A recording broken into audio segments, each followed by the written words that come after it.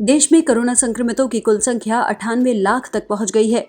12 दिनों से लगातार 40,000 से कम और 4 दिनों में दूसरी बार 30,000 से कम कोरोना पॉजिटिव केस सामने आए हैं। केंद्रीय स्वास्थ्य मंत्रालय की तरफ से जारी ताज़ा आंकड़ों के मुताबिक पिछले 24 घंटों में कोविड-19 संक्रमण के 29,398 नए मामले दर्ज किए गए हैं। वहीं एक दिन में 37,000 से ज्यादा लोग कोविड-19 से ठीक हुए हैं। पिछले 24 घंटों में संक्रमण के कारण 414 लोगों की मौत हो गई है, जिसके बाद भारत में मौतों का कुल आंकड़ा 1,42,186 तक पहुंच गया है। वहीं मौत की संख्या दुनिया में 8वें नंबर पर है। देश में हर दिन नए मामलों की संख्या में गिरावट दर्ज की जा रही है। इससे पहले मंगलवार को संक्रमण के 31,522 नए मामले सामने आए थे।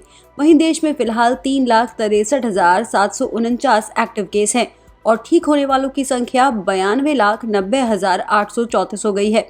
भारत में कोविड-19 का कुल आंकड़ा 97,96,770 है। महाराष्ट्र, कर्नाटक, केरल, आंध्र प्रदेश समेत कुछ राज्यों में कोरोना वायरस के एक्टिव केस, मृत्यु दर और रिकवरी रेट का प्रतिशत सबसे ज्यादा है। देश में कोविड-19 का रिकवरी रेट 94.84% है और इन नए मामलों में 79.90% रिकवरीज 10 राज्यों और केंद्र शासित प्रदेशों से की गई है। पॉजिटिविटी रेट 3.36% है। वहीं डेथ रेट 1.45% है। 10 दिसंबर को 8,72,497 कोरोना के सैंपल टेस्ट किए गए थे। वहीं अब तक 15 करोड़ से ज्यादा भारत में कोविड-19 के सैंपल टेस्ट किए जा चुके हैं।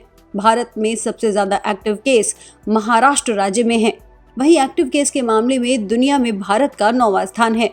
कोरोना संक्रमितों की संख्या के हिसाब से भारत दुनिया का दूसरा सबसे प्रभावित देश है। साथ ही रिकवरी दुनिया में अमेरिका के बाद सबसे ज्यादा भारत में हुई है। वहीं राष्ट्रीय राजधानी दिल्ली में नवंबर महीने में कोरोना की तीसरी लहर ने कहर मचा दिया था। लगभग हर रोज करीब 8,000 मामले सामने आ रहे थे। दिसंबर की शुरुआत से मामले कम होना शुरू हुए हैं। अब संक्रमण का रिकवरी रेट 95% के करीब है। दिल्ली में कोरोना का कुल आंकड़ा अब 6 लाख की संख्या पार कर चुका है। एक्टिव मरीजों की संख्या 18,753 है। वहीं दिल्ली में कोविड-19 टेस्ट की कीमत को 800 रुपए तय करने के बाद अब उच्च न्यायालय ने दिल्ली सरकार से जवाब मांगा है। न्यायालय ने जांच की कीमत तय करने के खिलाफ पैथोलॉजिस्ट एसोसिएशन की ओर से दाखिल याचिका पर आदेश दिया।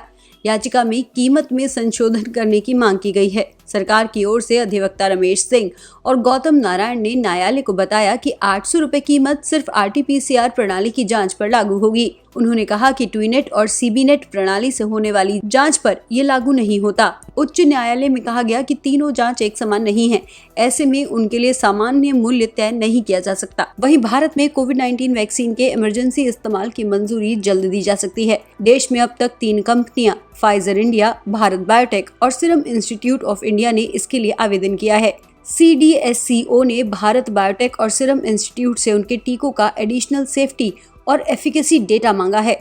फाइजर के आवेदन पर कोई विचार नहीं हुआ है क्योंकि कंपनी ने प्रेजेंटेशन के लिए वक्त मांगा था। वहीं दूसरी तरफ केंद्र सरकार ने उन रिपोर्ट्स को बेबुनियाद बताया जिसमें कहा गया था कि भारत बायोटेक और सीरम इंस्टीट्यूट के आवेदन खारिज हो गए हैं। गौरतलब है कि कोरोना वायरस संक्रमण के खिलाफ भारत में 8 कंपनियां कोविड-19 वैक्सीन विकसित करने में लगी हैं। वहीं केंद्रीय स्वास्थ्य मंत्रालय ने कोविड-19 वैक्सीन वितरण की निगरानी, डेटा रखने और लोगों को वैक्सीन लगवाने के लिए पंजीकृत करवाने के लिए कोविन 20 नाम से डिजिटल प्लेटफॉर्म को विकसित किया है। कोविन 20 ऐप को कोविड-19 वैक्सीन के पंजीकरण के लिए 5 मॉड्यूल में विभाजित किया गया है। ये administrator, registration, vaccination, beneficiary, acknowledgement और रिपोर्ट हैं। भारत समेत दुनिया भर के 180 से ज्यादा देशों में कोरोना वायरस का खौफ देखने को मिल रहा है। जॉन हॉपिंग्स यूनिवर्सिटी के अनुसार पूरे विश्व में 6.96 करोड़ लोग कोविड-19 की चपेट में आ चुके हैं और अब तक 15.68 लाख से ज्यादा लोगों ने अपनी जान गंवाई है।